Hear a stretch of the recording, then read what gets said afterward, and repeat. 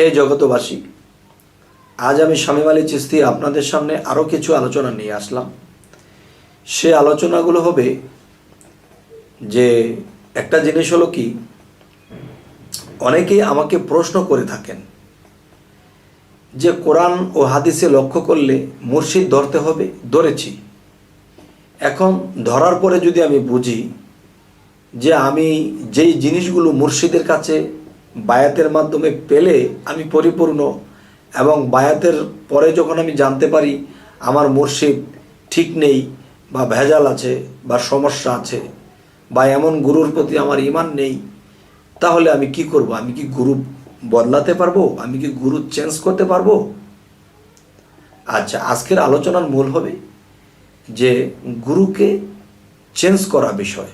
আমি প্রথমত বলবো যে গুরু বদলানোর এবং গুরু না বদলানোর, গুরু বদলানো ফরজ হয়ে দাঁড়ায় কখনো, আবার কখনো গুরুকে ত্যাগ করলেও জাহান্নামে যেতে হয়। তো গুরুকে ত্যাগ করলে জাহান্নামে যেতে হয় কেন, এবং গুরু চেঞ্জ করাও ফরজ কেন?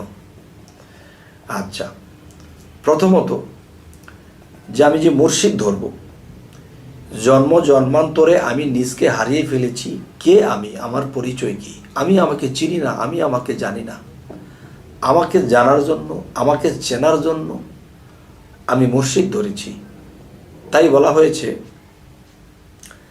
মান আরাফা নাফসাহু ফাকাদারা রব্বাহু। সর্বপ্রথম তুমি তোমার নিজেকে চিনো, এরপরে তোমার রবকে চিনবা। যখন আমি মুর্শিদের কাছে গিয়েছি, আমি অচিন দেশের মানুষ, একজন চেনা লোকের কাছে গিয়েছি আমি আমার নিজেকে চেনার জন্য, তখন তিনি আমাকে কি করলো? বায়াত করে দিল, কালেমা পাঠ করাই দিল। না, বায়াত করবে, কালেমা পাঠ করাই দিবে? কালেমা তো মসজিদের হুজুরের কাছে যখন ছোটবেলা গিয়েছিলাম তখন তিনি তো আমাকে কালেমা কায়দায় পড়াইছিলেন। তাহলে মুর্শিদের কাছে যখন আমি যাব তখন তিনি আমাকে এই কালেমাটা আমার দেহ কোরআনের মধ্যে পড়াইয়া দেবে, যে দেখো তোমার মধ্যে আল্লাহ কিভাবে কালেমা ফিট করে রেখেছে, এখানে দেখব এবং পড়ব এবং ঈমান আনব। এই হলো প্রথম স্তর। দ্বিতীয় স্তর, আমাকে যে আল্লাহ সৃষ্টি করেছে এবং আমার কোন কোন অঙ্গ প্রত্যঙ্গের মধ্যে কোন ফেরেশতা কোন জায়গায় ডিউটি করতেছে, এগুলো আমাকে দেখিয়ে দেবে, এবং কোন কোন স্তরে কোন কোন হরফগুলো আছে এগুলো দেখিয়ে আমাকে বায়াত গ্রহণ করাবে। এই হলো এক বিষয়, দুটি সাবজেক্ট। আরও একটি হলো যে মানুষ প্রতিদিন ঘুমন্ত অবস্থায় থাকতে হয়, ঘুমাতে হয়। এই ঘুমের ঘরে কোন দিন কি দেখলে আমি আমার নিজের পথ আমি নির্ধারণ করতে পারবো, আমি পথ চলতে পারবো, এই ধারণাটুকু দিয়ে দেওয়া হবে। এই গেল এক বিষয়।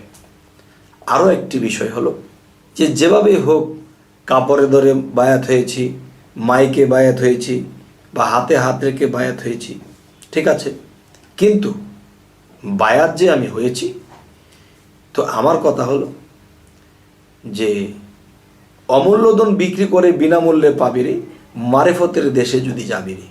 আমি যখন মুর্শিদের কাছে গেছি, এই অমূল্য ধন আমি আমার নিজেকে বিক্রি করে দিয়েছি, এর বিনামূল্যে গুরু আমাকে কিছু দেবে। সেটা কি দিবে? আমাকে পথ চলার যে নিদর্শন দেখাবে, এবং আমি কোন দিন কোন সাধনা করব, এবং এই সাধনাগুলো ঠিকঠাক মতো কতদিন করার পরে আমি আল্লাহর সাক্ষাৎ লাভ করব, এবং কোন কোনভাবে করতে হবে। আর যদি সেই নিয়ম অনুসারে না করা হয় তাহলে মুর্শিদের কোনো দোষ নেই। আচ্ছা, এই বিষয় যে আপনাদেরকে বলানো হলো, যে এই বিষয়গুলো দেহের মধ্যে যদি মুর্শিদ আমাকে দেখিয়ে দেয়, তখন আমি বুঝবো যে হ্যাঁ, আমি সঠিক জিনিস পেয়েছি।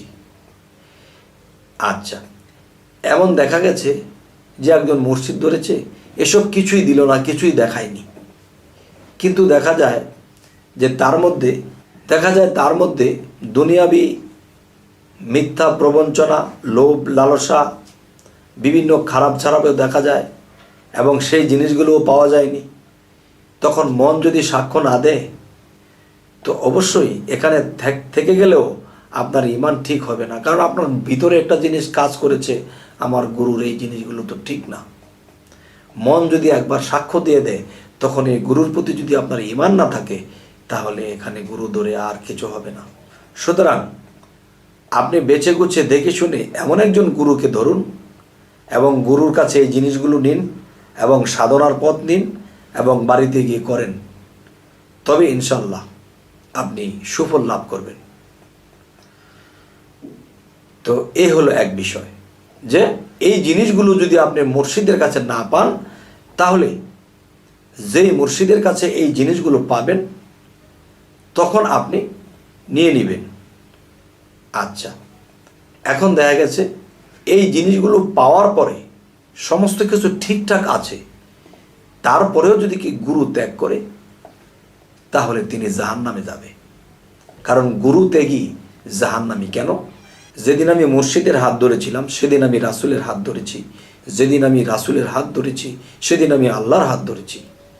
তো যেদিন আমি পীরের হাত ছেড়ে দিলাম সেদিন আমি রাসূলের হাত ছেড়ে দিলাম, আর যেদিন আমি রাসূলের হাত ছেড়ে দিলাম সেদিন আমি আল্লাহর হাত ছেড়ে দিলাম। তাহলে আল্লাহর হাত আমি যেদিন ছেড়ে দিলাম সেদিন আমি কোথায় যাব? জাহান্নামে যাব। তাই বলি, গুরুর কাছে এই জিনিসগুলো যদি না পান এবং কিছু বিষয় যদি গুরুর প্রতি ঈমান ঠিক না থাকে, তাহলে এই জিনিসগুলো যেই মুর্শিদের কাছে, যেই গুরুর কাছে পাওয়া যাবে, সেখানে গিয়ে এই শিক্ষাগুলো নিতে হবে। তখনই সাধনার দ্বারা আপনি অনুভব করবেন যে আপনার স্তরটা এখন ভালো পর্যায়েতে আছে। আচ্ছা, তো এখন যে বিষয়টি বলবো, যে গুরু ত্যাগী জাহান্নামী হয়।